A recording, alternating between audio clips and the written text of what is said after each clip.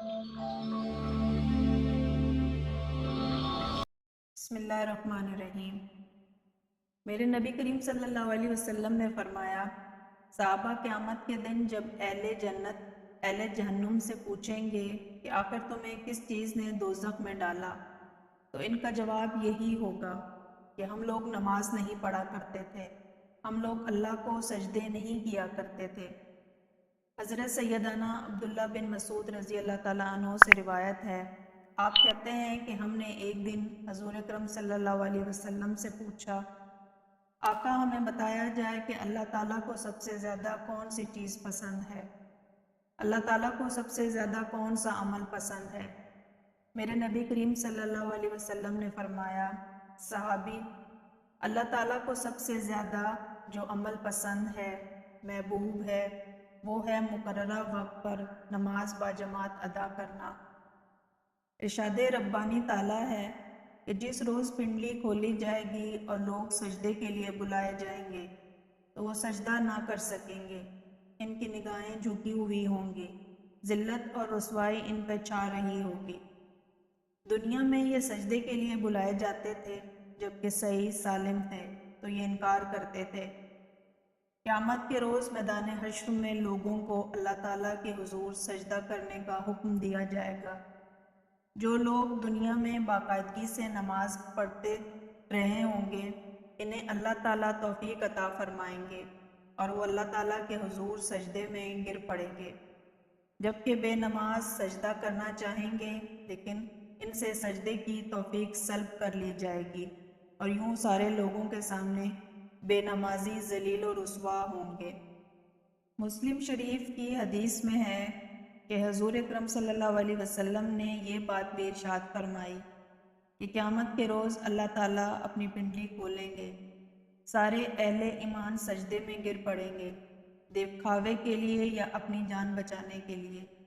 جو لوگ دنیا میں نماز پڑھتے تھے وہ بھی سجدہ کرنا چاہیں گے، لیکن اللہ تعالیٰ ان کے پشت کو تختہ بنا دیں گے اور وہ سجدہ نہیں کر سکیں گے، اور یوں حشر میں بے نمازی اور منافق ساری مخلوق کے سامنے ذلیل و رسوا ہوں گے۔ نماز کا حکم قرآن مجید میں سینکڑوں دفعہ آیا ہے کہ نماز قائم کرو، لیکن اس کے باوجود بھی ہم لوگ نماز ادا نہیں کرتے۔ ہم مصروفیات کے بھنور میں ایسا پھنسے ہیں کہ چند لمحات اس رب کے لیے نہیں نکال سکتے جس نے ہمیں دنیا کی ہر نعمت سے نوازا ہے۔ بے نمازی کے بارے میں احادیث مبارک میں آیا ہے، حضور صلی اللہ علیہ وسلم کا فرمان ہے، مسلمان اور کافر کے درمیان نماز کو چھوڑنے کا فرق ہے۔ نبی کریم صلی اللہ علیہ وسلم نے فرمایا، جو نماز کے معاملے میں سستی کرے گا اللہ اسے 15 سزائیں دے گا۔ ان میں سے 6 دنیا میں، 3 موت کے وقت، 3 قبر میں اور 3 قبر سے نکلنے کے بعد ہوں گی۔ دنیا کی 6 سزائیں یہ ہیں، اللہ اس کی عمر سے برکت ختم کر دے گا، اللہ اس کے چہرے سے نیک لوگوں کی علامت مٹا دے گا، اللہ اس کے کسی عمل پر اجر و ثواب نہ دے گا، اس کی کوئی دعا حق تعالیٰ آسمان تک بلند نہ ہونے دے گا، دنیا میں مخلوق اس سے نفرت کرے گی اور نیک لوگوں کی دعا میں اس کا کوئی حصہ نہ ہوگا۔ موت کے وقت 3 سزائیں یہ ہیں، ذلیل ہو کر مرے گا، بھوکا مرے گا، مرتے وقت اتنی سخت پیاس لگے گی کہ اگر سارے دریاؤں کا پانی بھی اسے پلا دیا جائے تو بھی پیاس نہ بجھے گی۔ قبر میں 3 سزائیں یہ ہوں گی، اللہ اس پر اس کی قبر تنگ کر دے گا اور قبر اسے اس طرح دبائے گی کہ اس کی پسلیاں ٹوٹ پھوٹ کر ایک دوسرے میں پیوست ہو جائیں گی۔ اس کی قبر میں آگ بھڑکاتی جائے گی جس کے انگاروں میں وہ دن رات الٹ پلٹ ہوتا رہے گا۔ اس پر ایک اژدہا مسلط کر دیا جائے گا جس کا نام شجاع و اقرا ہے، یعنی گنجا سانپ ہے۔ اس کی آنکھیں آگ کی اور ناخن لوہے کے ہوں گے، ہر ناخن کی لمبائی 1 دن کی مسافت کے برابر ہوگی۔ وہ کردار بجلی کی مساوات آواز میں کہے گا، میں الشجاع اقرا ہوں۔